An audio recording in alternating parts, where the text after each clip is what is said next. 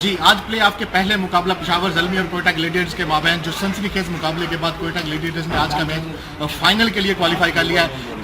इस कामयाबी का सेहरा जाता है सरफराज अहमद के साथ। हम उनसे बात करते हैं। फर्स्ट ऑफ ऑल सरफराज भाई, कांग्रेचुलेशन, बहुत बहुत मुबारक हो। Thank you.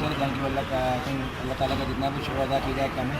और आई थिंक इससे ये बिलीव पड़ता है कि अल्लाह ताला है और इज़्ज़त अल्लाह ताला के हाथ में है और अल्लाह ताला ने इज़्ज़त लिखी हुई थी हमारी टीम की और जिस अल्लाह ताला ने आज इज़्ज़त दी उसका जितना भी शुक्र अदा किया जाए कम है।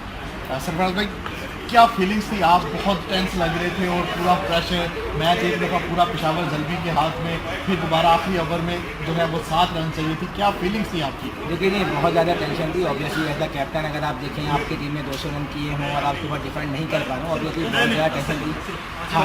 हम जा रहे हैं भाई,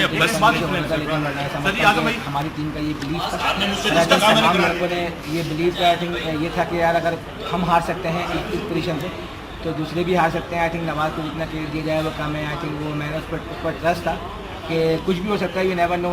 मैच से ओवर से पहले उससे बात हुई कि यार ये हीरो बनने का टाइम है, 2020 और फिर वनडे इंटरनेशनल खेल रहे होगी और आई थिंक उसको जितना भी क्रेडिट दिया जाए कम है। और जिस तरह की उसने लास्ट 2 बॉलें की तो आई थिंक बहुत ज़बरदस्त बॉलिंग थी आई थिंक मोहम्मद नवाज़ की।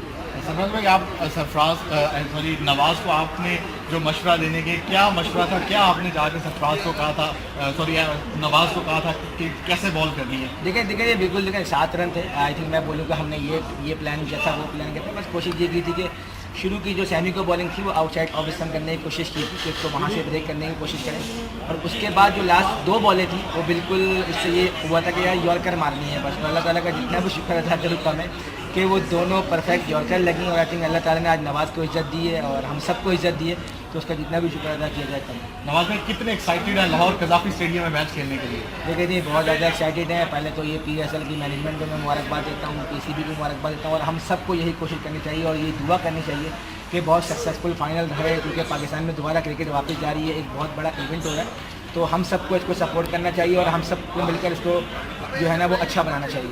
सरफराज भाई, लास्ट अपने फैंस को जो है लाहौरियंस को के लिए क्या पैगाम है सर? एक पैगाम। देखिए सर, लाहौरी को नहीं बात, पाकिस्तान के लिए बस यही है कि आए और सपोर्ट करें। थैंक यू सरफराज, बहुत शुक्रिया।